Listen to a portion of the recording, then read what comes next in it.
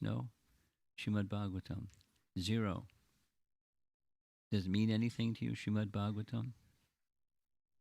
She's looking at you. You know what Srimad Bhagavatam is? Don't. Okay. That's our topic. Let's do this.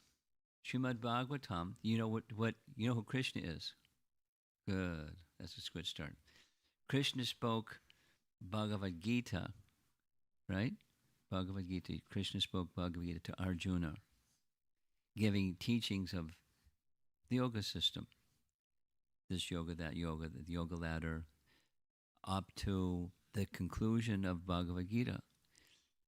The conclusion of Bhagavad Gita is in the last chapter. The last chapter, Krishna says, so many teachings I've given, so many teachings are there in the Vedas, duties and dharma. All of those are subordinate to one principle. The one principle is take shelter of me. That's a very simple description of what Bhagavad Gita is.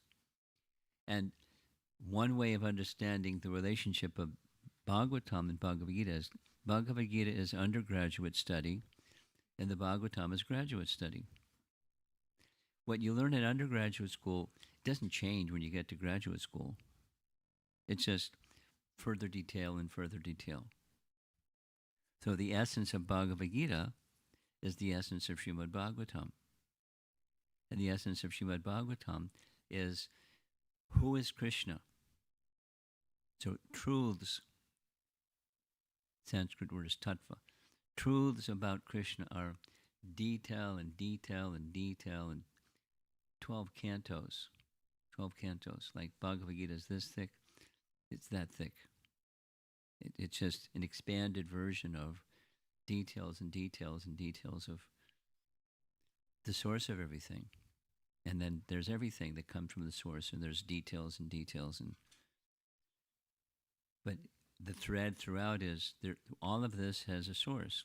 Life has a source, and that source ultimately is the Supreme Person. Part of the teaching is living entities. They're little tiny sparks from that same source. They're replicas. Little tiny, tiny, tiny sparks from a big fire. And the big fire is the source of those little sparks. So we all have a relationship with that source. And hearing about the source helps us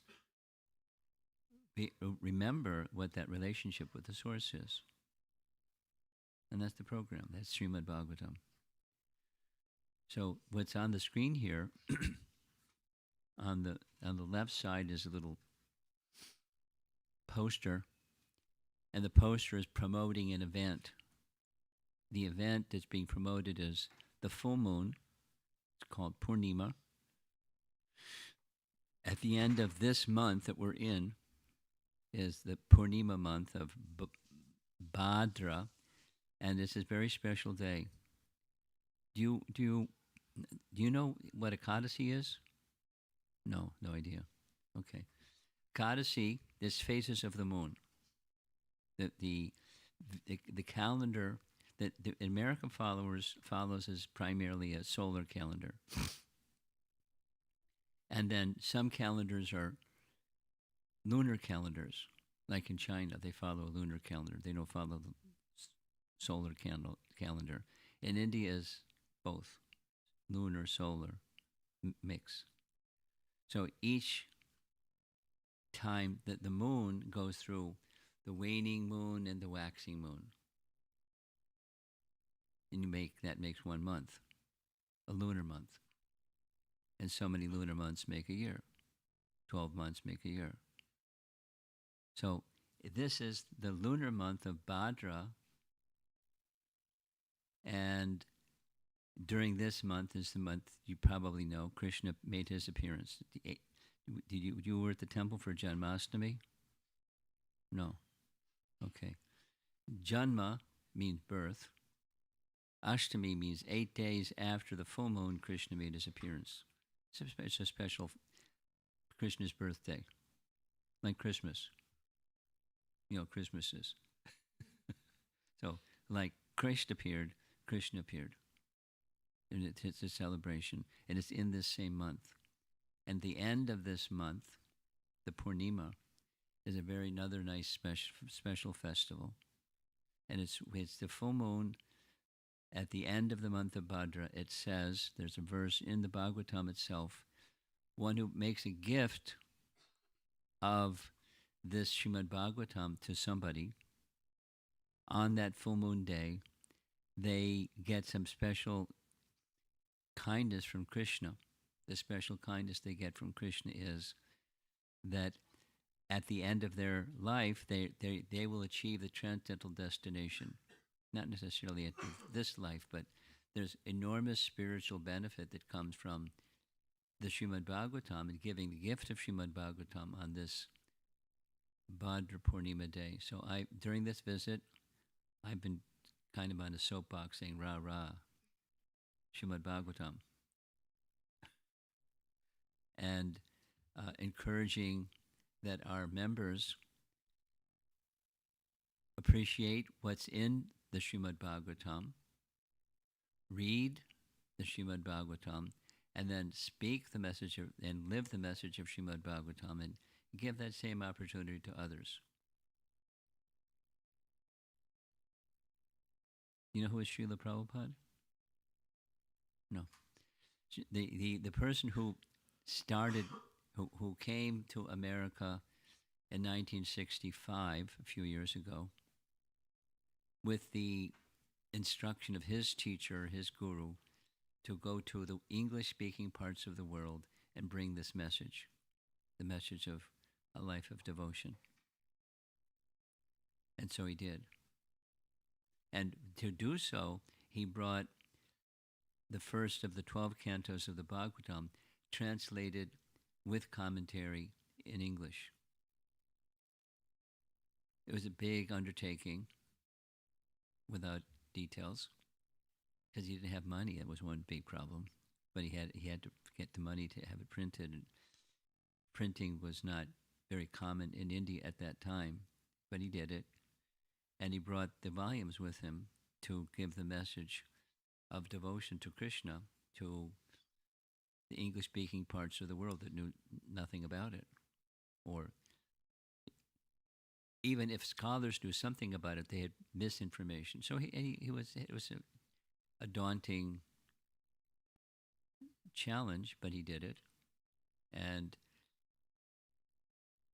in the course of time, those first canto Bhagavatam became 12 cantos Bhagavatam, became translated into 61 languages around the world and printed all over the world. And all over the world, not just, here in America, devotees all over the world are engaged in this month of Srimad Bhagavatam and encouraging people to receive that message of Krishna, who is the source of everything. His personality, his features, his loving dealings, his emanations, his, the whole shebang, everything. And by hearing that message, two things, very simple. The heart becomes cleansed, and that which we have forgotten becomes awakened. Meaning, all living entities have a source of emanation. All of us, not just human beings. All living entities have a source of emanation. All sparks have a fire from which they've come. We've forgotten that relationship, and therefore we're looking for happiness in some other way. So the twofold purpose of spiritual life of any kind is cleansing away forgetfulness and awakening what we forgot. And that love is what we want. And replacing that loving propensity towards that which is our source, our spiritual father, eternal spiritual father, material nature being the mother, There's mothers, but other mothers are but performing the part of material nature, providing us bodies and stuff that we need. That's what mothers do. And then the father, and the seed-giving father, according to Bhagavad Gita, is Krishna, and the seed-giving father of all living entities. Aham bija pratak pita. And then hearing about that father, that supreme source of everything, whom we have an eternal relationship with but have forgotten. That's the Bhagavatam. So it's a nice, that's what we're doing for the next 3 nights. Bhagavatam, Bhagavatam, Bhagavatam. Da, da, da, da, da. Now, on the screen here, it says, this is a Purana Amalam. Purana is, now we're going to address the general audience more. Purana means history. There's divisions of the Vedas. There's the philosophical portion, or the Shrutis, that tells how to perform activities in this world in such a way that your necessities are met. So like the Vedas, that's the scripture, that's the Shrutis, it's like the mother. Mothers want to know what the necessities of their child are, and they supply the necessities of their child, whatever that is. That's what mothers like to do. So mothers do, and they like doing it. The Vedas do the same thing. The Vedas is like a mother. And the Vedas supply, the Shrutis supply necessities of life by Vedic mantras, and Brahmanas engaging in sacrifice with uttering of Vedic mantras, and necessities are there. And there's the Smriti section, which explains the Shruti section. Like, here's the understanding behind what all those mantras are about. And the ultimate necessity is not just stuff, that, food and clothing and shelter and stuff and protection and stuff, but the mission of the soul's journey back to the place that we left and we've forgotten. Ultimately, that's what the Vedas are doing. And this word here on the screen is Purana. It's a history of how all of that has taken place over time. And amongst all of the Puranas, one of them is this adjective, Amala. Mala and Amala. It's spotless Purana. There's no mixture in this Srimad Bhagavatam with other purposes than this one purpose. There's understanding, there's information, but the purpose is one.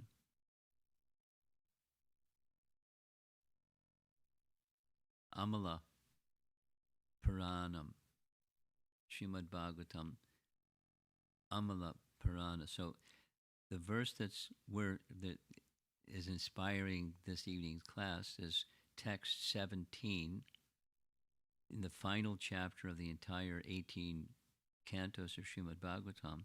Is this announcement that says you make a gift of the Srimad Bhagavatam to someone on the full moon of this month of Bhadra, and you get enormous spiritual benefit. The giver that gives the gift attains the supreme transcendental destination. In the very next verse, it describes what that gift is. It's the Puranam Amalam. Now, some of you know this verse. Ramya Kachidupasana Vrajavatu Vargena Vakalpita Srimad Bhagavatam Amalam Puranam. Again, Amala Puranam. Srimad Bhagavatam Amala Puranam. This is taken from a commentary on, or a history of the life of Chaitanya Mahaprabhu. It's a commentary on Srimad Bhagavatam, written long ago. The author is identified at the bottom. And these are just 2 lines from this Bhagavatam commentary. So it's a commentary about Srimad Bhagavatam. The ways of worship of the son of the king of Vrajadam. the son of the king of Vrajadam. The king is Nanda Maharaj. The son of the king is Krishna, is the son of Nanda. So the way of worship of Krishna may be various, but the one which was conceived by the circle of the damsels of Vrajadam is unsurpassable by any other devotee. Srimad Bhagavatam Puranam is the unalloyed guidance for this purpose of approaching the worshipful Lord.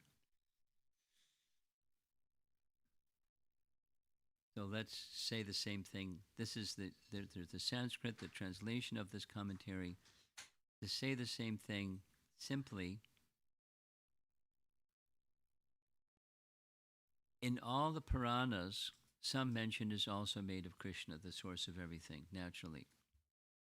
And this Srimad Bhagavatam pays special effort to describing Krishna's pastimes in Vrindavan. Krishna's pastimes in Vrindavan are very, very special for Krishna and for the devotees of Krishna. The childhood pastimes of Krishna in Vrindavan are very, very special.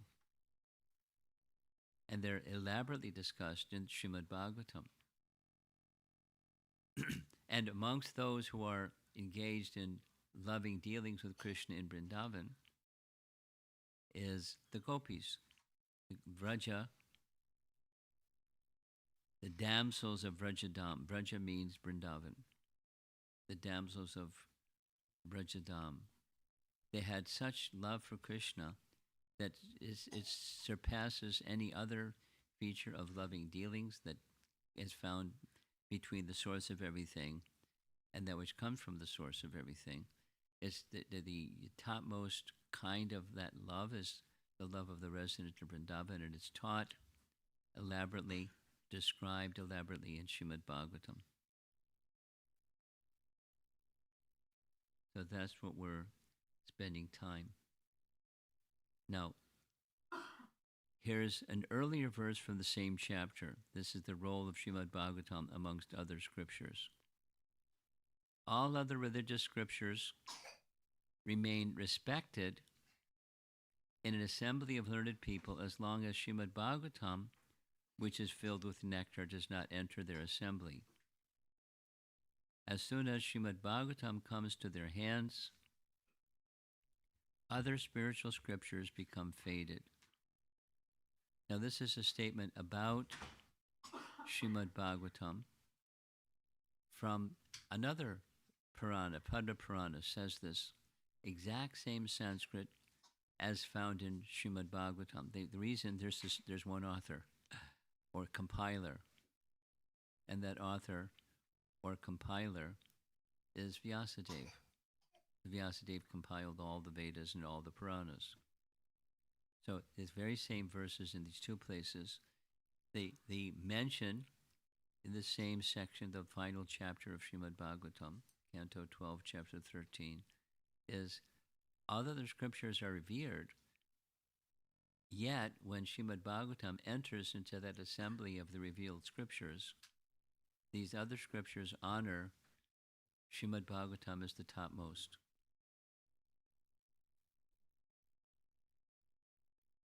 Here's another reference, the same glorification, similar glorification of Srimad Bhagavatam found in other Puranas. This one is from Garuda Purana. Very nice, I like this one. The meaning of the Vedanta Sutra is present in Srimad Bhagavatam. You know, most of the devotees in the room are certainly familiar with these terms, but some are not, so I'm going to take a little more time. Vedanta Sutra, what's that? That's the compiler of all the Vedas, was Vyasadeva, and he summarized the essence of all that vast body of literature, the Vedic literature, in little codes or Vedanta Sutras. Srimad Bhagavatam is an explanation of Vedanta Sutra. It's an essence of the essence. Pretty nice. The full purport of Mahabharata is also there. Mahabharata is another one of the histories And in Mahabharata, the total teachings found within the Vedas are summarized, and the full purport of Mahabharata is in Srimad Bhagavatam. This is Garuda Purana saying these things. The commentary of Brahma Gayatri is also there. Gayatri is a very special mantra. Brahma Gayatri is a very special mantra that in a mantra form is expressing the totality of truth. By chanting of Brahma Gayatri, one may become purified enough to become acquainted with the ocean of truth, as happened with Lord Brahma. And the Bhagavatam is encapsulates this Brahma Gayatri as a commentary on Brahma Gayatri. And fully expanded with all Vedic knowledge, Srimad Bhagavatam is the Supreme Personality of Godhead in his incarnation as Vyas. There, in case you're uncertain which book we're referring to, the one with 12 cantos, 335 chapters, and 18,000 verses. So that Srimad Bhagavatam is a very special text. And that's the very special text that we're interested in receiving, assimilating, and making it available to others. Similar, here's from Matsya Purana, wherein the supreme Dharma is elaborated upon on the foundation of Gayatri, same mention, Gayatri mantra, and where the killing of Vritrasura demon is mentioned, because other Puranas do not have that Vritrasura story that the Srimad Bhagavatam does, so it's that one, that Bhagavat Purana, is known by the name Srimad Bhagavatam, one who, on the full moon day, gives away in charity Srimad Bhagavatam, establishing it on a golden throne, will attain the highest destination. Srimad Bhagavatam is full of 18,000 verses.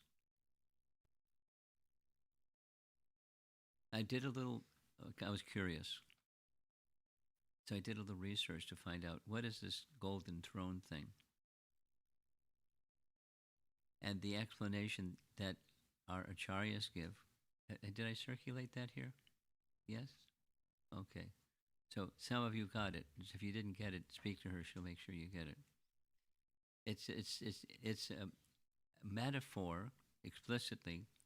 It's not literal, it's metaphorical. A golden throne can be a golden throne, literally, or our acharyas explain it's intended to be metaphorical in the sense that the sun is golden, and amongst the luminaries in the sky, the sun is the king, or topmost. So as the sun is the topmost luminary in the sky, so also the Bhagavatam is the topmost light or golden light-giving source of knowledge. And the throne, at golden throne, the indication is, this is astrology.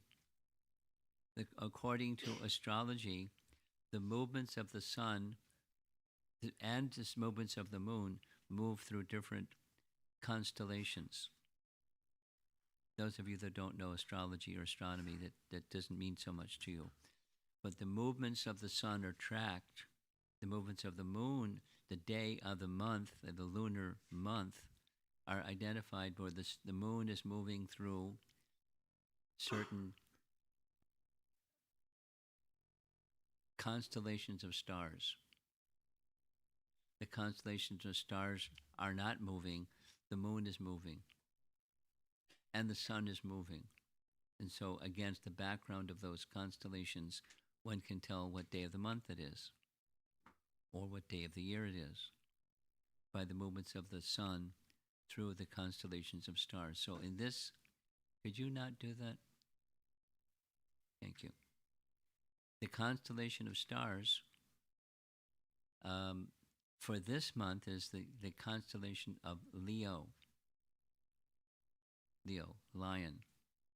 Leo the lion. And there's a lion throne, Singhasana. So that's this month you give the Bhagavatam as a gift because it is the sun-like or the golden-like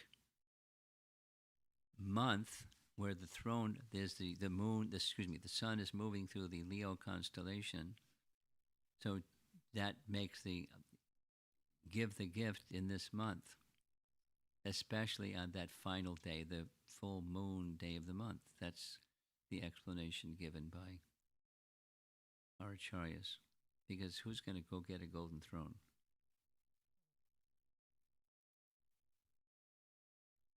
That was what some of the, there's more. There's many, many, many more references. I didn't include them all. Here's something from our Acaryas, our teachers, speaking what is special about this Srimad Bhagavatam. Here's Srila Prabhupada writing in the Bhagavatam purport. Srimad Bhagavatam is certainly a very dear scripture for all the devotees of the Lord, but it is auspicious even for the non-devotees also, because it explains that even the non-devotees hover under the spell of material energy, hovering under the spell of material energy, can be delivered from such clutches if they hear the narrations of Srimad Bhagavatam with devotion and attention from the right source, representing the Lord by disciplic succession. Here's a little statement by Bhaktisiddhanta. Bhaktisiddhanta was the spiritual master of our founder, Srila Prabhupada. And that's a photograph of him. And he wrote a little pamphlet, no other book like the Bhagavad. And it goes like this. It's extreme. Even if all the books of the world were to be burned, there would be no harm, provided one treatise was left, Srimad Bhagavatam. Even if thousands of learning centers were to be abolished, there would be no feeling of inconvenience, provided the reading and teaching of the Bhagavatam continued. There are no other books in the world like Srimad Bhagavatam. This is not mere tittle-tattle or an exaggerated homage. If one reflects on it as a truly impartial judge, one will realize that there has not been, nor will there ever be, a book like the Bhagavatam. Now that's his glorification of Srimad Bhagavatam, and it's a nice glorification of Srimad Bhagavatam. Bhaktisiddhanta's father, also a great acharya and author, wrote 100 books. Try writing a book sometime. In one of his writings, he presents, from the pranava or Om came Gayatri. From Gayatri came the Vedas. From the Vedas came the Brahma Sutra. And from the Brahma Sutra came Srimad Bhagavatam, which has brightly arisen like the Satchit Ananda sun. Those who have eyes should see, those who have ears should hear, and those who have minds should meditate on the topics of Srimad Bhagavatam. These are words of glorification by our acharyas. Here's some nice understanding that drawing here is a drawing of Sanatana Goswami. It's a very nice story. When Sri Sanatana was young, a Brahmana appeared to him in a dream, and in his dream, blissfully gave him a Srimad Bhagavatam. When he woke up, he was perturbed. Young boy. Then, later that morning, the same Brahmana came and gave him the Srimad Bhagavatam. When he obtained the Bhagavatam, Sanatana became ecstatic and merged in the ocean of prema. After this incident took place, Sanatana began reading Srimad Bhagavatam daily.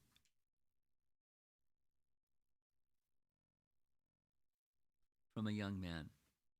So he was born in a Brahmin family, very qualified family, a devotee family, and he got trained and trained and trained from the early part of his life with that gift in his dream and then in person.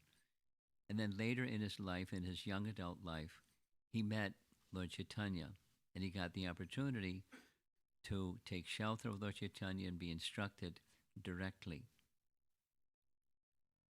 Sri Chaitanya Mahaprabhu gave personal instructions to Sanatana about the essence of Srimad Bhagavatam. Based on those instructions, Sanatana compiled Digdarshini Tika, which is a commentary on the entire Srimad Bhagavatam, then a commentary on Hari Bhakti Vilas. Hari Bhakti Vilas is a manual that describes from the Srimad Bhagavatam how to do everything that Krishna's devotee does. Everything.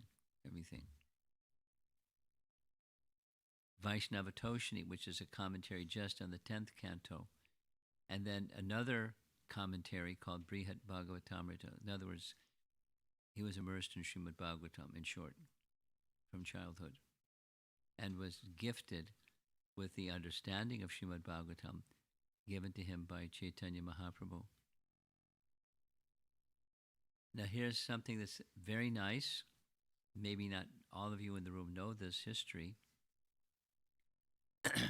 When Krishna was in when Krishna was in Dwaraka, he had many queens. And before Krishna departed this world, he gave an instruction to his chariot driver, Dwaraka. I'm going to depart the world. You know it. You're begging me, please don't leave without you. But I have some service for you.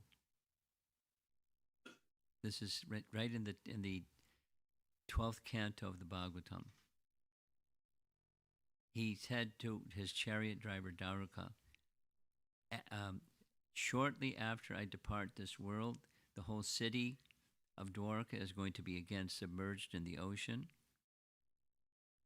Go immediately to Dwaraka, inform the residents in Dwaraka to remove all their paraphernalia, because the city of Dwaraka is going to be underwater. And all of my queens should be escorted by Arjuna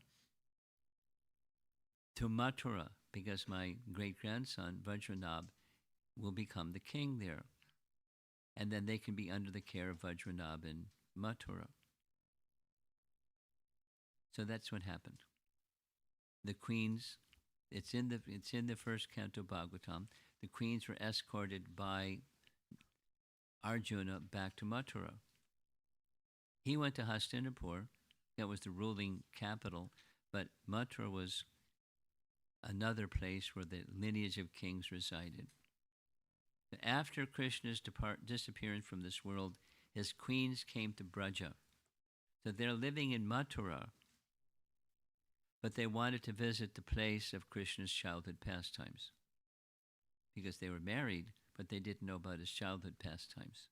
They wanted to go to where his childhood pastimes were. They went. And they were assisted by Krishna's grandson, Vajranabh. Vajranabh was the king in Mathura, and he escorted them and took them around to the places of Krishna's pastimes in Vrindavan. One day, while being tormented by the pain of separation from Krishna, they noticed that their co-wife, Kalindi, alone was happy, because Krishna had many queens. One of the queens was named Kalindi, and she wasn't unhappy. So they asked her, what's the secret? And she, Kalindi, explained that there's a teaching that she heard from Uddhava, that when you're feeling separation from Krishna, you can get relief by hearing Srimad Bhagavatam. And they had this enthusiasm to hear Srimad Bhagavatam from Uddhava. So their pain of separation from Krishna could be mitigated. So what did they do? There's this nice description. There's a painting of Uddhava, because when Uddhava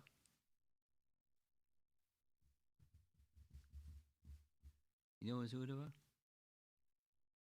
This young man here. You know who is Uddhava? You know who is Arjuna, right? Arjuna was Krishna's cousin. Uddhava was Krishna's cousin.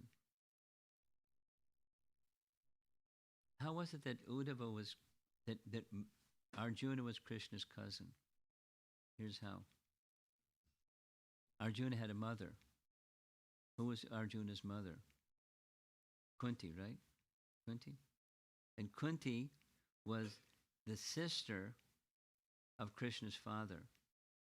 Krishna's father was Vasudeva, and Vasudeva had a sister named Kunti. So Kunti was Arjuna's mother.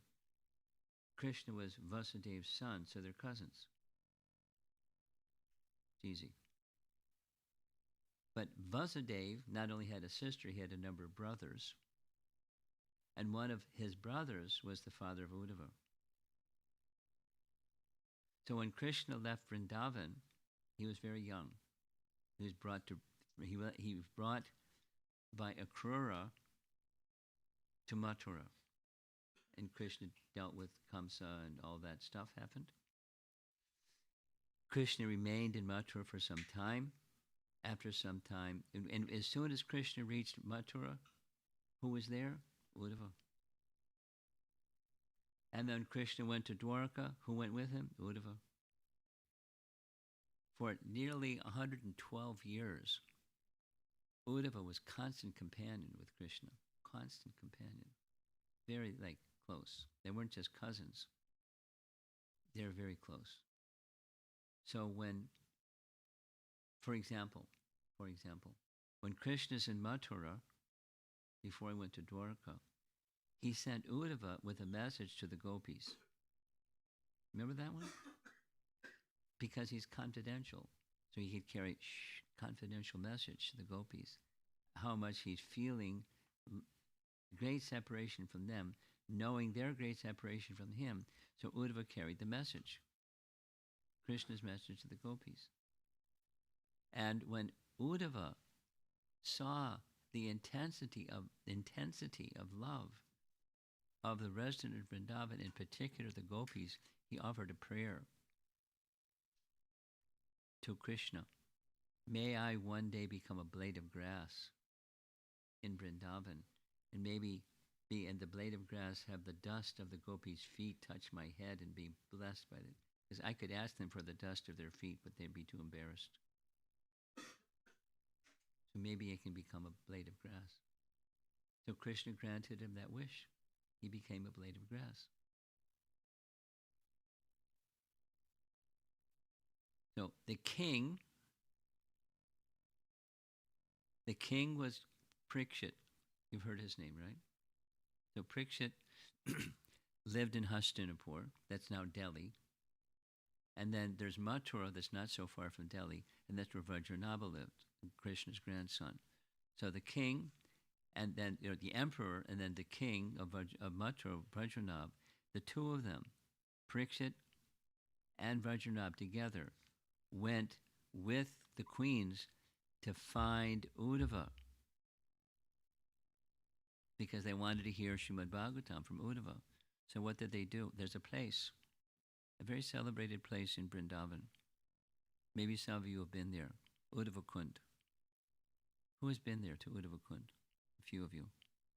Someday. When you go to Vrindavan, you'll want to go to Govardhan, for sure. And when you go to Govardhan, ask the guide, where's Uddhava Kund? I want to see Uddhava Kund. There's a special temple where there's an Uddhava deity along with Krishna. So he had become a blade of grass at Uddhava Kund. So what they did, the king, the emperor and the king, Pariksit and Vajranabha, went with the gopis, with the queens, to Vrindavan and had a big festival, a Sankirtan, chanting. And from their chanting, what happened is Uddhava made his appearance outside of a grove of bushes and creepers because he had become a blade of grass. And he was attracted to Krishna Kirtan. And when Uddhava saw them in that ecstatic mood of kirtan, he embraced King Pariksit. And then they made this request, please narrate Srimad Bhagavatam to us. Isn't that nice? This, what I just narrated to you, is described in Padma Purana, in the Bhagavat Mahatmya section of Padma Purana, and in Skanda Purana. And you go to Vrindavan one day. You'll go to Vrindavan, I'm sure. Maybe more than once. And you can go to that place where Uddhava met with the queens and spoke Srimad Bhagavatam to them. Very nice. Compliments of Kalindi, one of Krishna's queens that was not disturbed.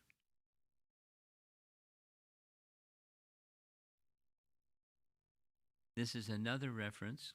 Uddhava said to the king, from this same section, "O king, you are most fortunate. You're always in exclusive devotion to Krishna. Among all the inhabitants of Dwaraka, these queens are without a doubt most fortunate. Under the influence of Yogamaya, they have forgotten themselves and are suffering from anxiety caused by separation from Krishna." You want to see the screen, you got to sit over here. But we saved you a space. And your daughter, too. Fantastic. I'll read it again. Under the influence of Yogamaya, these queens have forgotten themselves and are suffering from anxiety caused by separation from Krishna. Unless Krishna become visible to them, none of them will regain their proper consciousness. But Krishna has wound up his pastimes. That time has finished. And now we have entered a different age, because after Krishna's departure, Kali Yuga begins. The next age begins.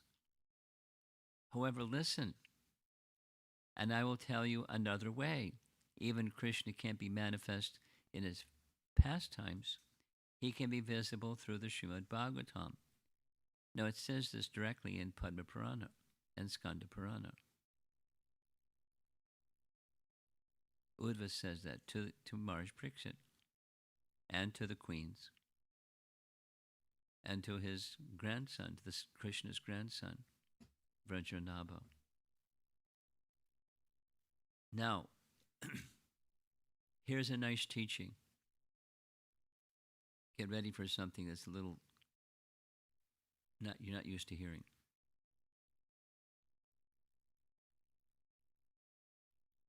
In every day of Brahma, Krishna appears. Correct? Yes? No? Maybe? Yes. Okay. And the day of Brahma is a long duration. 8,432,000,000 solar years is one day of Brahma times 2 is his night. It's it's rare when Krishna comes, but when Krishna comes, also with him comes Srimad Bhagavatam. But the pastimes of Krishna are variegated slightly from day of Brahma to the next day of Brahma to the next day of Brahma. And the Srimad Bhagavatam narrations are the same essential pastimes, but slight variation. So in each day of Brahma, we get a little variation. We should expect it. Don't be surprised when you get some variations. And one of the times in which the Srimad Bhagavatam was spoken, according to Skanda Purana, Krishna spoke this Srimad Bhagavatam to Lord Vishnu. The painting is showing Krishna in the spiritual sky, and there's Mahavishnu reclining in the ocean of the causal ocean. And then in turn, Garbhodakshay Vishnu spoke to the goddess Lakshmi. In the Vaikuntha realm, Lord Narayan speaks to Lord Shiva. Narayan speaks to Lord Brahma. This is from our Bhagavatam, doesn't say which day of Brahma, but Narayana spoke to Lord Brahma. 3rd canto, 12th canto, and 2nd canto. Here's Lord Narayan to Lord Brahma in the 3rd canto. There's the Sanskrit. This is Maitreya speaking to Uddhava. O Uddhava, in the lotus millennium in the days of yore, at the beginning of the creation, I spoke unto Brahma, this is Narayana, who is situated on the lotus that grows out of my navel, that's Garbhodakshay Vishnu, about my transcendental glories, which the great sages describe as Srimad Bhagavatam. Now we're accustomed, the Hare Krishna movement members are accustomed to hearing the very simple version. We're not making something simple complicated, it's just there's different days of Brahma. Our version is, within the heart of Brahma, the first created being, the knowledge of the Vedas was revealed. Tene Brahma Hrida Adikavye Moyanti Atsurayaha. The knowledge was revealed through the heart of Brahma. Brahma in turn passed that knowledge on to Narada. Narada in turn passed that knowledge on to Vyas. Vyas compiled the Vedas. 1, 2, 3. But there are different days of Brahma. And sometimes it's a little different, and sometimes it's a little different. It's the same eternal knowledge, just the presentation of that same eternal knowledge makes its manifestation slightly differently at different times. So this is 3rd canto, chapter 4. Here's another reference, 12th canto, chapter 13. It was to Brahma that the Supreme Personality of Godhead first revealed the Srimad Bhagavatam in full. At that time, Brahma, frightened by material existence, was sitting on the lotus flower that had grown from the Lord's navel. That's the version that we're familiar with. Then Brahma, in turn, instructed it to Narada Muni. That's Canto 2, Chapter 7. Oh, Narada, this science of God, Srimad Bhagavatam, was spoken to me in summary by the Supreme Personality of Godhead, and it was spoken as the accumulation of his diverse potencies. Please expand this science yourself. So the potencies is part of what emanates from the source. There's one source of everything. And that one source of everything has different manifestations. Some is just simply different potencies. Some different personalities, some expansions of that original person from his own personal expansions. Then in turn, as Narada heard it, he passes it on to Vyas. And that's described here. In succession, O king, the great sage Narada instructed Srimad Bhagavatam unto the unlimitedly powerful Vyasadeva, who meditated in devotional service upon the Supreme Personality of Godhead, the Absolute Truth, on the bank of the river Saraswati. And that's where he compiled. Some of us will be going in 2 weeks to the Himalayas. And the Himalayas, way, way, way, way, way, way up in the Himalayas, at the topmost part of the Himalayas, is a cave where Vyas did this composing of the Vedas. That's what the painting is showing. There he's compiling Srimad Bhagavatam. And after some time, Vyas in turn instructed this knowledge of Srimad Bhagavatam to Shukadev. Shukadev is pictured in this nice painting. So Vyas gave the teaching to his son. Here's the verse from the Srimad Bhagavatam. The great sage Vyasadeva, after compiling the Srimad Bhagavatam and revising it, taught it to his own son, Sri Shukadev Goswami, who was already engaged in self-realization. And then, again in the 2nd canto, at the end of Dwaraka Yuga, I, that's Sukadev, studied this great supplement of Vedic literature named Srimad Bhagavatam, which is equal to all the Vedas, from my father, Srila Dvaipayana Vyasadeva. And then after Shukadev received it from his father, Shukadev passed it on to Maharaj Pariksit. That's this painting, Canto 1, Chapter 3. This is disciplic succession, depicted in pictures, but also slokas. Shukadev Goswami, the son of Vyas, in his turn delivered the Bhagavatam to the great Emperor Pariksit, who sat surrounded by sages on the bank of the Ganges awaiting death without taking food or drink. Now, the circumstance was, as you all know, or most of you know, the circumstance was a misfortune turned into a great fortune. The misfortune was the king, after Krishna departed, the next appointed emperor of the world was Maharaj Pariksit. Maharaj Pariksit was a very highly elevated, virtuous person, and Maharaj Pariksit did something that was uncharacteristic of such an elevated person. He became overwhelmed with thirst, and then he became overwhelmed with anger, and those two things combined, he then offended a sage who was in meditation, who didn't receive him properly. Shamak Rishi was in meditation in the forest. There's details and details. And so he offended the sage, said, what kind of brahmana, what kind of great sagacious person are you? You can't even receive a guest in your home? And I'm the king? I'm just asking you from water? So he went outside this hermitage. There's a dead snake on the ground. He picked up the dead snake on the tip of his sword and placed the dead snake around his neck like a garland and left in anger. The news of that offense to his father went to the son, because this was a householder. He had like a 10, 12-year-old son. And his son had training from his father. He had Brahminical strength.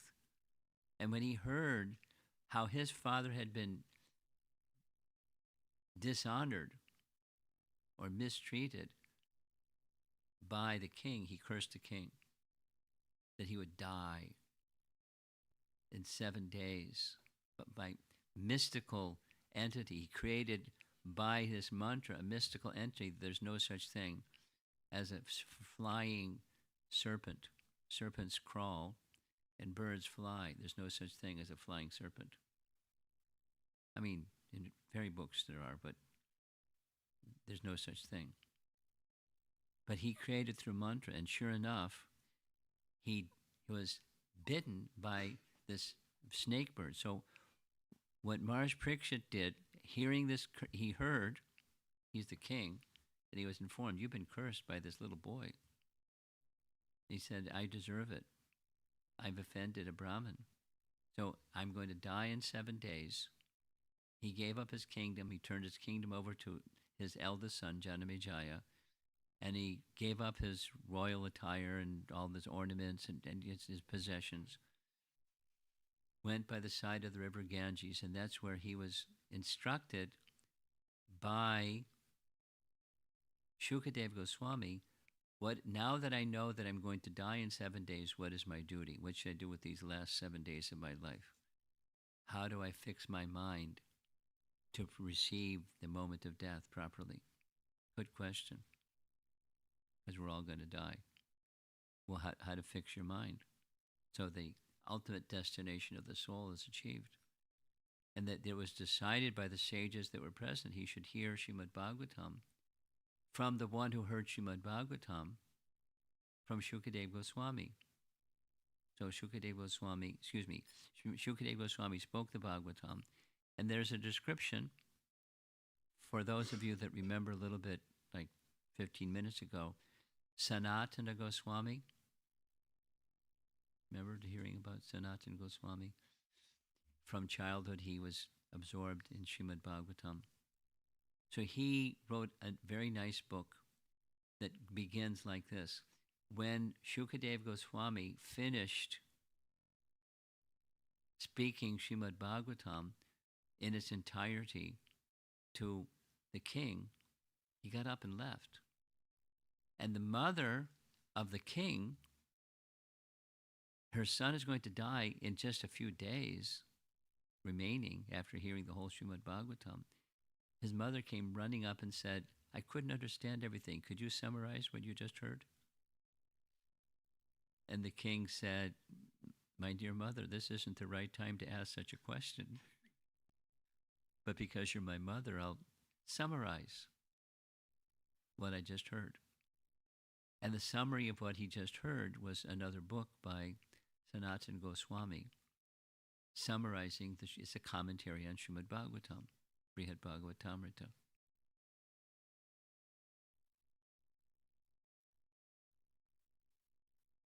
And the entire, there's two parts to Brihad Bhagavatamrita. That's the summary of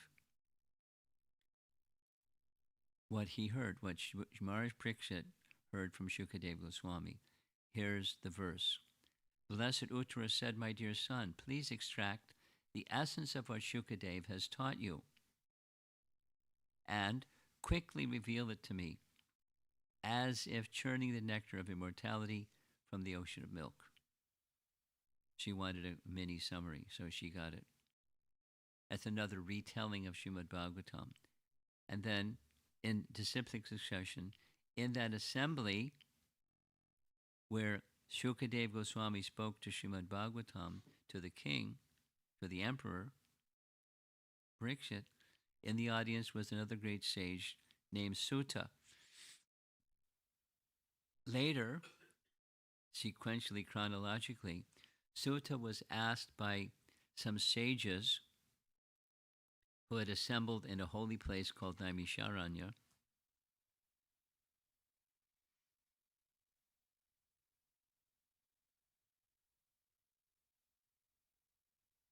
They assembled in a place called Naimisaranya because they also knew, the sages knew, now that Krishna has departed, it's tough times. The tough times as the age of Kali is going to begin, it's going to get darker and darker and darker. So we want to do something. They planned to do what they knew how to do. What they planned to do was one sacrifice, one yajna, one ritual sacrifice as soon as one was finished, another one would be started, as soon as that's finished, going on for 1,000 years, a whole assembly of sages. Even if one had to take a nap, the others were there to continue for 1,000 years. That was their plan. In their assembly came Sutta. They stopped their yajna. They said, better than that is let's hear Srimad Bhagavatam from Sutta Goswami.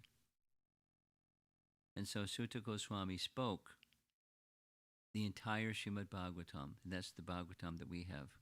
Sutta Goswami speaking what he heard from Maharaj Pariksit, from Shukadev Goswami, who heard it from his father Vyasadeva, who heard it from Narada Muni, who heard it from Lord Brahma, who heard it from Krishna himself.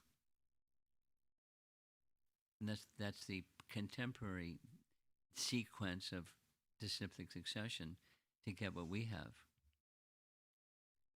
But then there's other days of Brahma where there's other speakers, we'll see as we go on. So here's the verse from Canto 1, Chapter 18. Oh, Sutta Goswami, you are a learned and pure devotee of the Lord because the personality of Godhead is your chief object of service. Therefore, please describe to us the pastimes of the Lord, which are above all material conception, for we are anxious to receive such messages. That's the assembly of the sages at Naimisaranya, petitioning, requesting Sutta to speak. Please give us that understanding that you received hearing Shukadev speak. And then towards the final canto of the Bhagavatam, O best of the Kurus, the same Sutta Goswami, who is sitting before us, will speak this Bhagavatam to the sages assembled in the great sacrifice at Naimisaranya. This he will do when questioned by the members of the assembly headed by Shonaka. So Shonaka is a very senior member of all those sages, so he became the spokesperson, and he was asking Sutta questions, and Sutta was giving the answers according to what he heard from Shukadev Goswami. Here's some other examples according to Skanda Purana. This is Uddhava, we mentioned this already. This is Uddhava in Vrindavan speaking to the queens of Dwaraka. Uddhava, remember? Uddhava spoke the Bhagavatam to the queens at their request. They wanted to hear.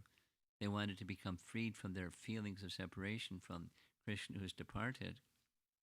Kalindi said, just by hearing Srimad Bhagavatam from Uddhava, that it can be made possible. So they heard. Skanda Purana describes. And in another place, this is, some of you are very familiar with Puri. Our family members here have deities of Lord Jagannath from Jagannath Puri over here on their altar. So there's a local tradition in Bhubaneswar that Lord Shiva spoke to Parvati and to Shukadev Goswami the message of Srimad Bhagavatam. And we know that the four Kumaras have their sampradaya. Yes? There's the Brahma sampradaya, which we've described. The Kumaras have a Kumara sampradaya. That's mentioned in the Srimad Bhagavatam, that Lord Sankarshan spoke the Srimad Bhagavatam to the four Kumaras. Here's the verse.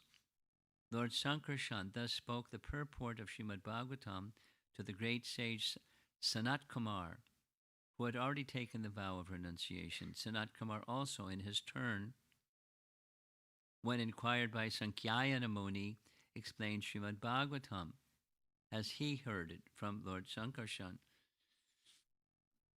And here's Sankyayana Muni hearing from the four Kumaras.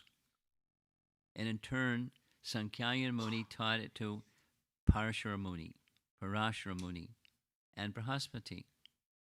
This is from Srimad Bhagavatam and Skanda Purana as well. Here's the verse in the Bhagavatam. The great sage Sankyayana was the chief amongst the transcendentalists, and when he was describing the glories of the Lord in terms of Srimad Bhagavatam, it so happened that my spiritual master, Parashara, and Brahaspati both heard him. So who is the person writing this? This is Vyas. Vyas was the son of Parashara. Yes? Also in Skanda Purana, Brahaspati in turn spoke to Uddhava, and Parashara Muni spoke to Maitreya. Yes? We find this in Srimad Bhagavatam, Canto 3. Maitreya is describing this to Vidura. He heard from Parashara. The great sage Parashara, as aforementioned, being so advised by the great sage Pulasya, spoke unto me the foremost of the Puranas, the Bhagavatam. I shall also describe this before you, my dear son, in terms of my hearing, because you are always my faithful follower. Then in turn, there's Maitreya speaking the Bhagavatam to Vidura. Now, where did this take place, by the way? Maitreya spoke the Bhagavatam to Vidura in Haridwar. I'll say it again, because we're going to Haridwar. I'm immersed up to here in Haridwar. And this is one of the glories of Hari, is the Supreme Lord. Dwara means gate. So it's the gate of Vaikuntha, the gate to the abode of the Supreme Lord. That's where Maitreya spoke to Vidura, the message of Srimad Bhagavatam. And it covers something like almost 20 chapters of the third canto of the Bhagavatam in Haridwar. It's a very special place, Haridwar. So now, here's this. I want to cover this one topic, and then we're done. This is the same poster that you see, the verse that says you give the Bhagavatam on a golden throne, and the benediction, the pala, he, the giver, will attain the supreme transcendental destination. So someone might wonder, if this supreme transcendental destination, isn't it just an exaggeration? What's the destination? What's being promised here? Is it, the Sanskrit word is artavad. It's the doctrine of an exaggerated claim to get people a little inspired to do something. And then, according to Rupa Goswami, there's no such thing in the Vedas as exaggeration. There's no such thing. It's not a myth. It's a fact. So how do we understand that? For example, this is right from Nectar Devotion. For example, the four Kumaras pictured here on the far right, they, just by the fragrance of the sandalwood that they smelled from the gates of Vaikuntha, the incense offered to the Lord in the sandalwood, they became transcendently enlivened. Or, another nice example, given in Nectar Devotion, Rupa Goswami, Bilvamangala Thakur, just hearing about Krishna, his material attraction became diminished, and he started for Vrindavan. According to, this is again Sanatana Goswami, according to him, there's no such thing as exaggeration in bhakti-related literature. Here's the verse from the Bhagavatam. To presume, therefore, that these words of Bhakti Shastra are merely overstated praise is certainly unreasonable. Here's what he says. That devotional service is vastly superior to mere liberation is not an idea one should dismiss as artavad or exaggerated praise. We'll go forward. Oops. However, the speed at which spiritual results come from spiritual activities depends on the nature and intensity of faith of the practitioner. Just like we had this nice discussion about Queen Kunti. I'm going to end with this. Queen Kunti, celebrated personality. You know who is Queen Kunti, right? Yeah. Remind me. I forgot. Queen Kunti is? Yeah. And the mother of the Arjuna. Yeah. She had, there was a co-wife. Her name was Madri. Madri had 2 sons, and Kunti had 3 sons. You know about that? Okay. Sons of Pandu. The Pandavas. So Kunti was the mother. Yudhishthira, Bhima, and Arjuna. So, in Kunti's prayers, she had deep, profound love for Krishna. She understood who Krishna was, but she spoke as if she didn't understand who Krishna was. And she addresses the fact that some people falsely accuse Krishna of being partial. You like these people and you don't like those people. You show kindness to some people. Good fortune comes to some people and bad fortune comes to other people. So you're partial. Some people say like that. He said it's not so. She says that just like the sun in the sky shines equally to everywhere. However, the receptivity of that which is receiving the light of the sun may be different. An owl closes his eyes during the daytime, and a blind man can't see anyways because they're blind. Or she gives other examples. The Vaidurya Mani, there's a certain stone that not only sparkles in the sunlight, but it restores the light of the sun, and it gives light from the sunlight, but it's not the full brightness of the sun. And in the same way, according to receptivity, the light of the sun is going to act and be received differently, but it's the same light of the sun. The sun isn't partial. The variation is the receptivity of the light of the sun. So similarly, the Bhagavatam is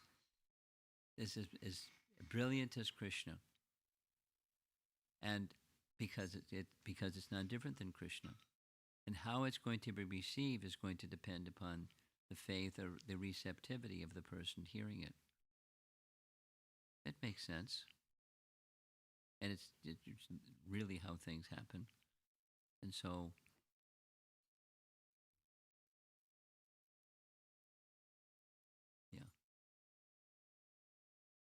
There's a statement in the Brahma Samhita, Yadrashi Yadrashi Shraddha. This is towards the very end of Brahma Samhita. Siddhi Bhavati Tadrashi. This is Bhakti Siddhanta's translation. This is the end of what I'm presenting. One's realization will correspond to the nature of one's faith. So there's Krishna is the source. There's one source of everything.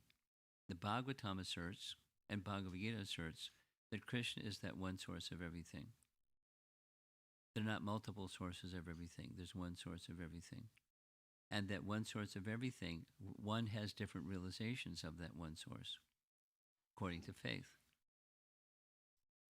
So the best is to get that message of the one source of everything from the source of everything, from Krishna. This is chapter 10, Bhagavad Gita. The undergraduate study and the graduate study. Understand the source of everything from the source of everything. And the one, according to one's faith in that sound vibration, then one is going to get different realizations corresponding to that faith. And the Bhagavatam acts similarly. Supposing someone doesn't have so much faith, there's benefit anyway. Even if it's not the full light of the day, there's clouds in the sky or something, there's still light. As soon as the sun rises, you can start to see what you couldn't see in the darkness of night. Similarly, the Bhagavatam gives light, and depending upon receptivity, one can get more and more and more and more complete sense of transcendental, our original transcendental position, just from the sound vibration of Srimad Bhagavatam. So this visit to St. Louis, because I'm ending, this visit to St. Louis comes during the month of Bhadra, and I've been promoting, and I planned the next 2 evenings, get ready, to promote the importance of hearing Srimad Bhagavatam, the importance of receiving, the importance of appreciating its message, the importance of transmitting the message, because something you'll find by transmitting its message, it helps you to receive the message. It helps the purification so you can receive the message better. And for those who are not yet with a Srimad Bhagavatam in their home, consider bringing Srimad Bhagavatam into your home. And those that have Srimad Bhagavatam into your home, consider more carefully reading it. Why? Because it gives light in this dark age of Kali. It makes that forgotten connection remembered. Because in fact there is an eternal relation with our Father, or the source of everything, the source of all living entities. There is an eternal connection with that source. We've forgotten it. And we can remember it just by these very simple activities. The Maha Mantra, chanting Krishna's name, goes well with hearing Srimad Bhagavatam and associating and giving service of one kind or another to a Vaishnava or the Vaishnavas. Just like this festival that we've been having, this 50th anniversary festival. It's Sadhu Sangha. Hearing Srimad Bhagavatam, passing the message of Srimad Bhagavatam to others. It's our life. It gives us life. It revives our original spiritual life. That's why we like it so much. So let's see if there's some discussion. We've been going on for almost an hour and a half. Yes, you have something. Yes.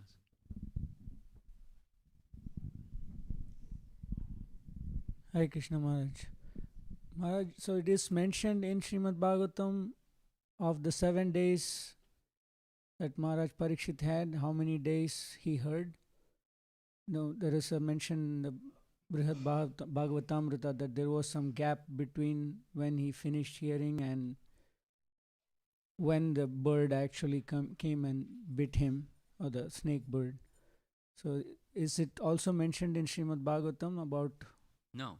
No, right? That it's not mentioned doesn't mean it didn't happen. No, I'm just curious whether it is mentioned also. There's a gap. Okay. Sanatana Goswami mentions it. For example, there are many pastimes. There's 18,000 verses in Srimad Bhagavatam. How many verses are there in the spiritual world? Or how many verses are there in the heavenly planets? You know that kind of expression. Yeah. The Mahabharata has a certain number of verses, and the heavenly planets, Mahabharata, is so much bigger. Yeah. So there's not everything is in the Bhagavatam. So then transcendental literature can share transcendental realities or reality that's not in the Bhagavatam because it's a limited number of verses. Okay. One other question I Yeah. have, Maharaj. You mentioned a lot of different narrations of Bhagavatam from At one different person to times. another at different times. Yes. So I'm curious, Uddhava speaks Bhagavatam, it was mentioned to Maharaj Pariksit one time, and then to the queens at another time. Yes. So we don't hear that Uddhava heard Srimad Bhagavatam from Krishna or anybody else. So I'm just curious where, of course, Uddhava heard a lot of other teachings from Krishna. So I made reference because Jiva Goswami makes the reference.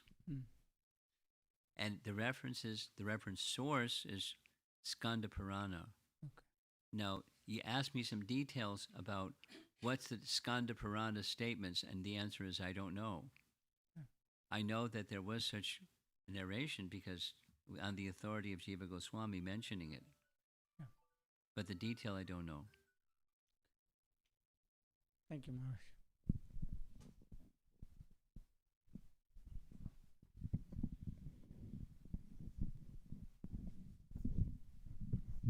Hare Krishna Maharaj. I think this is a similar question to the previous one.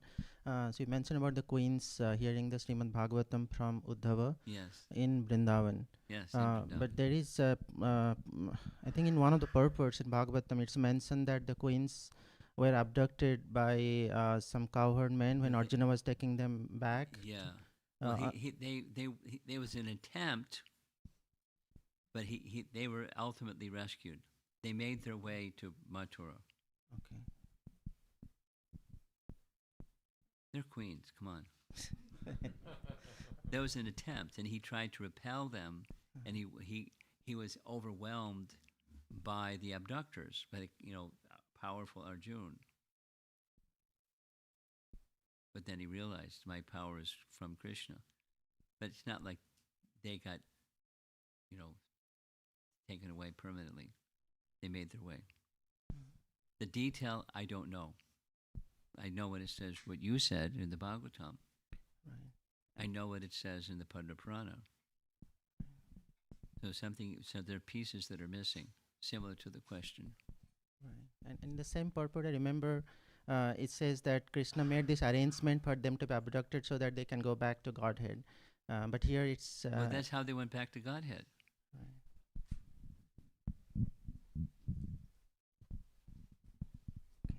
No problem. And there can be different days of Brahma. That's another. Right. So I was going to ask about that. Thank you.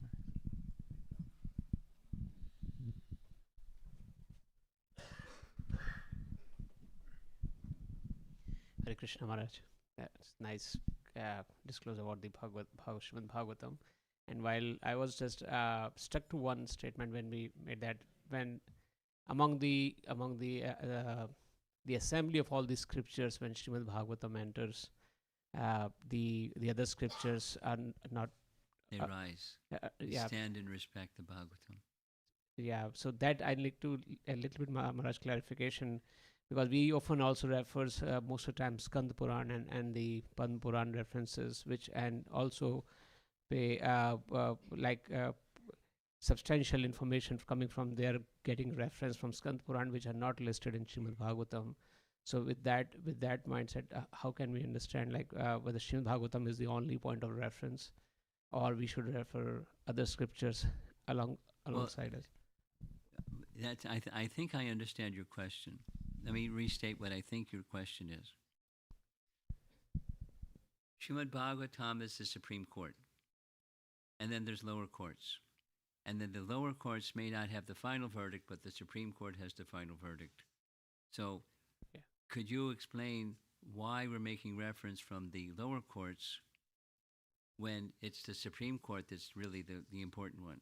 Exactly, Maharaj. That's your question. Thank you for that. Yes. So I make reference, and the answer to your question is, I made reference because our Acharya, superlative Acharya, Jiva Goswami, makes reference to them. I don't know what's in those Puranas. I've not read those Puranas, but he does. And he knows when to make reference from a lower court and when not to. When there are some things that are conflicting, he doesn't. But when there's something that's consistent and he knows that it is, in fact, a truth worthy of being repeated, he brings it to our attention. So I'm bringing it to your attention because he's bringing it to our attention. Sure. So I'm just following disciplic succession, and he knows how to cherry pick which fruits from which Puranas. Got it, Maharaj. Thank you very much.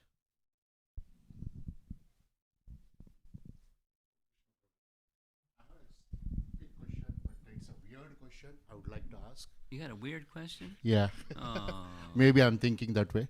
So the reason is, when you're saying about one of the slide about the queens went to Vrindavan and they're hearing from the Uddhava, Yeah. all the Bhagavatam. So when you said that way, so Arjuna rescued them and they bring them back to Mathura. And the Pariksit escorted them from Mathura to Vrindavan to meet the Uddhava, get the Bhagavatam, or to get the child pastimes of the Krishna. So in that sense, I just want to ask you, so the Rukmini is the incarnation of Lakshmi. Yeah. And Krishna left long back the world, and the Parikshit will become only the king only after the Pandavas left from the world. Yes. So there is a lot of time. I don't know the number of years, but yeah, maybe some years, correct. yeah.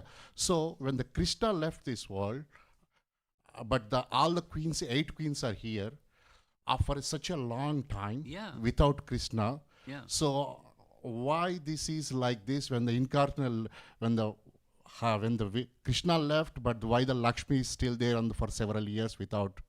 Well, there was a pastime for her. Pastime for her. The No, but the is there any pastime- reason for that way? The pastime was the feelings of love and separation. Like, for example, the a lot of time passed from when Krishna left Vrindavan, and the gopis were still present in Vrindavan. Balaram, many, many, many years later, Balaram, at Krishna's encouragement, went back to Vrindavan, and Krishna gave words of pacification to the gopis who Krishna had rasa dance with, to say he'll come back. That's a whole chapter in the Srimad Bhagavatam, Vrindavan visit by Lord Balaram, in the latter part of the 10th canto.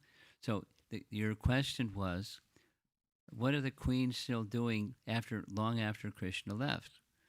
They're feeling separation. That there's a pastime of love intensified by feelings of separation. And that was a pastime. And then there's another pastime, to have that feeling of love being pacified by hearing Uddhava speak Srimad Bhagavatam. Another pastime. So why were they still around? Which is your question. Yeah, I mean, is there any role behind that? It's the pastime. Thank you.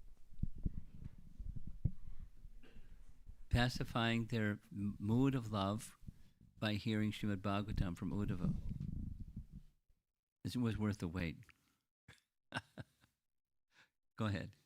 Hare Krishna Maharaj, there is a question from Lal Gopal Prabhu. Okay. So Lal Gopal asks, Dandavad. Read slowly. Yeah. Dandavad Maharaj, request you to kindly help me to understand Brihad Bhagavatam is the summary of Srimad Bhagavatam. When the content in Brihad Bhagavatam is totally different from Srimad Bhagavatam. The history is different, but the essence is not different. The details of history are different, but the essence is not. He's speaking to his mother. Maharaj Pariksit is narrating to his mother, Uttara, the essence of what he heard. He's not retelling the story as he heard the story. He's giving the essence, the summary, the essence. In a different historical narration, but the essence is there. That's how I understand it anyways. He says, thank you. Okay. Hare Krishna Maharaj. One question, Maharaj. So Vidura is actually Yamaraja was come down. Yes. As Vidura. So I heard in this lecture that Vidura also got to hear Srimad Bhagavatam. Yeah. So why not? So did Vidura go back home, go to Godhead rather than taking his position as Yamaraja Prabhu? Rather than what? Rather than again going and taking back the position as Yamaraja? Well, it's the one who hears Srimad Bhagavatam. The position, let's do this, two things. To say that Yamaraj manifested as Vidura, does that mean Yamaraj hung a sign by his door and said, I'm sorry, I'm going to be on vacation for a while, back again after I finish my life as Vidura? Or B, an angsa, an expansion of Yamaraj, was present in the life of Vidura. My understanding of this option B, similar to, listen carefully, similar to the demigods who assisted Krishna in his pastimes, because when going back to before Krishna appeared, what happened? The demigods were being harassed by the overabundance of kings on planet Earth, and the kings went to the shore of the Milk Ocean, along with Mother Earth personified as a cow, asking, help. And Vishnu said, I'll come, and I would like you all to manifest on earth also to assist me. Correct? Now, the demigods did that. They hang up a sign on the door that said, for 125 years we're out to lunch. We'll be back after lunch. We're going on a little vacation for, taking part in Krishna's pastimes. Or B, and an angsa, an expansion of them, manifested and took part in Krishna's pastimes. Is B, and the verification of that, of the two options, is when Krishna arranged, this is described in the Bhagavatam and in the commentary by our Acaryas, there are two categories of persons who were participating in Krishna's pastimes in Dwaraka. One, eternal associates of Krishna. Two, demigods who appear to assist Krishna. So when, this is pointed to your question, when the event happened at Prabhas, and the entire Yadu dynasty warrior group destroyed each other, there were two destinations. One, the eternal associates entered into the unmanifest pastimes in Dwaraka, eternal unmanifest pastimes in Dwaraka, and two, some returned to their position in the post of demigods. The Angsa, the expansion, rejoined the person, the demigod from which they were expanded. So my understanding with the situation of Vidura is like that. It's the option B, not option A. Thank you, Maharaj. Yudhishthira didn't go on vacation. Excuse me, Yamaraj didn't go on vacation. Thank you, Maharaj. Okay.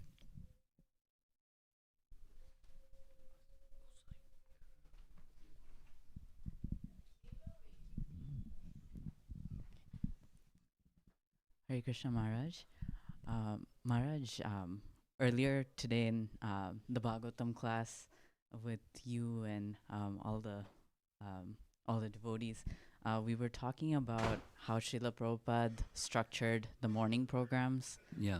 So basically the morning program, then Bhagavatam in the morning, and then Bhagavad Gita in the evening. Srila Prabhupada really wanted the devotees to study all the transcendental literature.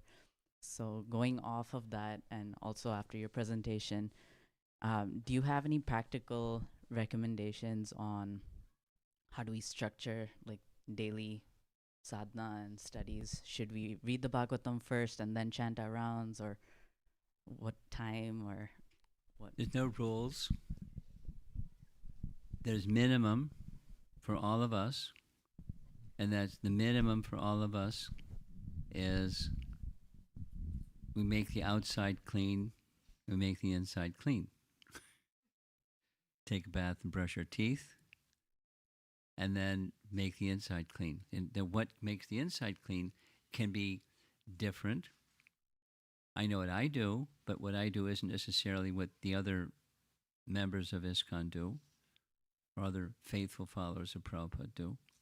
It's not guaranteed that they do the same thing that I do. My personal focus is the chanting of the holy name, because there's several becauses, but one of the big becauses is that's the vow to my spiritual master. Then that comes first, and then that vow having been fulfilled, then that gives me clarity and strength and some degree of purity to go on to the next thing. So hearing Srimad Bhagavatam is something I do every day, but we discuss this in the car ride on the way over. It's not that my system is I read the Bhagavatam from cover to cover and then go back and read it from cover to cover and go back and read it from cover to cover. But rather, depending upon the circumstance, I'll focus on this section, and then another time focus on that section, but it's immersion in the Bhagavatam. Now, I've certainly, anyway, so that's what I do, but it's not that that's what everyone has to do.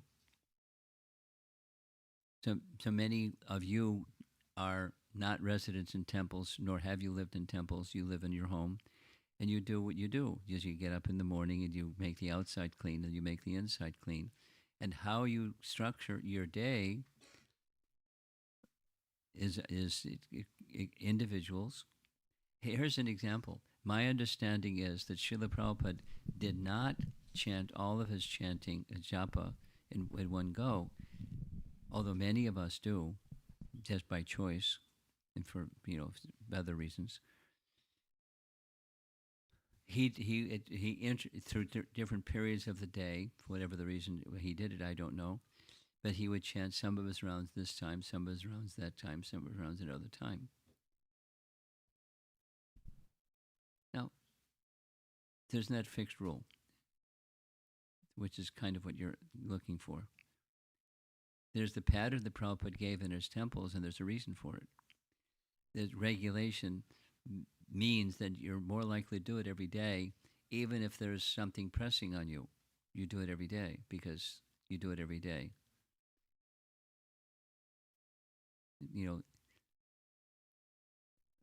It can become mechanical, but it can also become regulated elevation.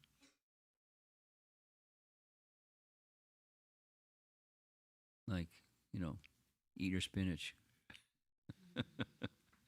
Oh, spinach. But, it's good for you, so you eat spinach.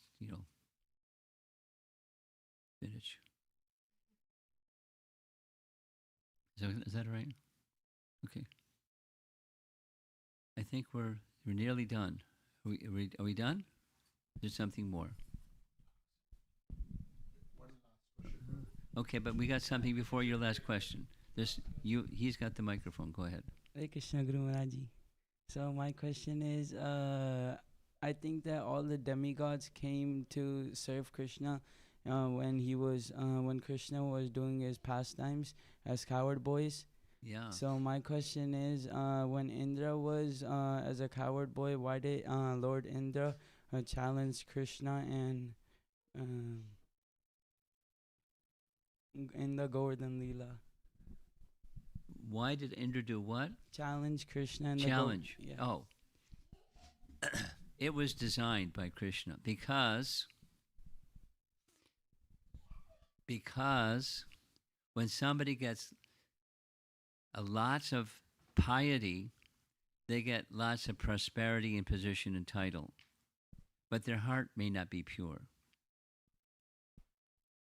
And when there's that, so here's a math formula.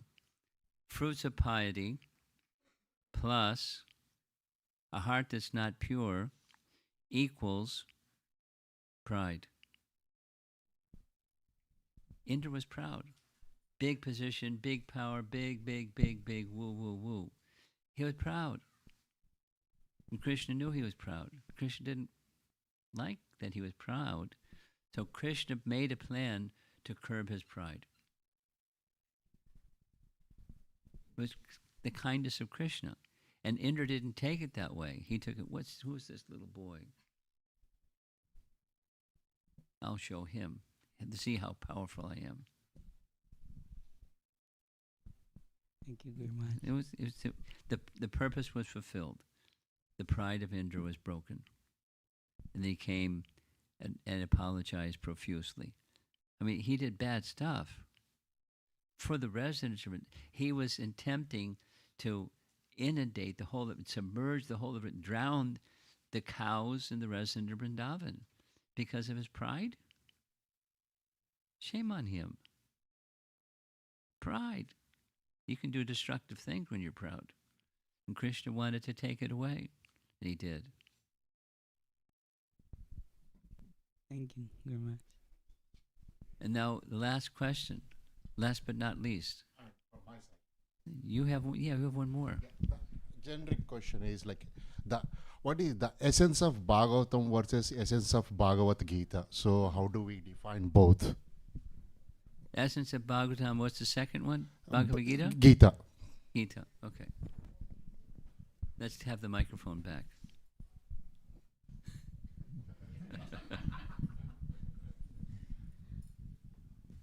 Nice question. And I'll recite some Sanskrit, which you probably know, but it has the essence. Dharma projita kaitavotra paramo nirmatsaranam satam vedam vasyam atravastu shivadam tapatrayon mulanam. That's what the essence is. What's that? Para dharma. Dharma has different meanings. But the essence of the duties of life, you take the human form of life, it's a life of facility and it's a life of responsibility. When you have facility, you use it wisely. And paradharma is the best use of this human form of life is not just for the benefit of me, but for the benefit of all living entities. No, that's paradharma. The essence of Bhagavatam is paradharma. How all living entities can be benefited if you as an individual, or I as an individual, or human race as a group can engage in this making this sound vibration that glorifies the source of everything. And the more we can do that, the more light comes into this dark realm that we're living in, the material creation. So the essence of Srimad Bhagavatam and the essence of Bhagavad Gita is that. I mentioned already at the very, very, very beginning, maybe you weren't here, in response to this young lady that wasn't sure what Bhagavad Gita is. So Bhagavad Gita, the essence of Bhagavad Gita is all other duties, sarva dharmam parityaja mamekam sharanam braja.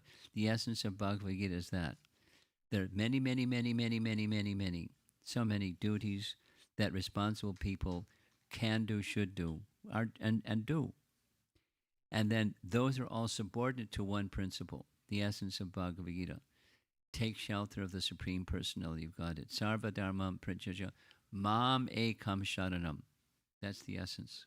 Mam ekam sharanam. And the Bhagavatam same, just in an elaborated version. The graduate study of the undergraduate study. The elaborated version of that. Take full shelter. And how? The sound vibration, the hearing of the glories and the name and the fame and the qualities and the pastimes, the loving dealings, and the brilliant light of this source of everything. Okay. So thank you all very much for coming this evening. Part 2 and Part 3, the next 2 nights. Little different, but the emphasis is, the spotlight goes on Srimad Bhagavatam again. Bhadra Purnim. Srila Prabhupada ki. Jai.